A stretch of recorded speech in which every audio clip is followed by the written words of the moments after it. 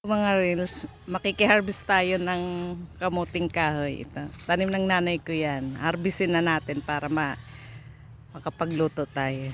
Ayan. Ito mga ka-reels ang nakuha ko na. Ayan. Malalaki na siya.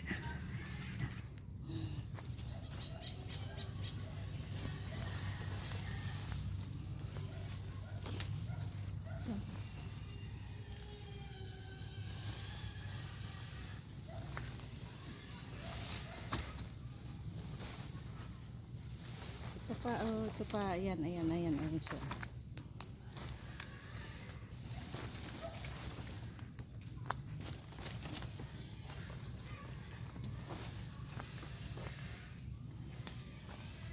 Mayroong maliliit pa. Ito.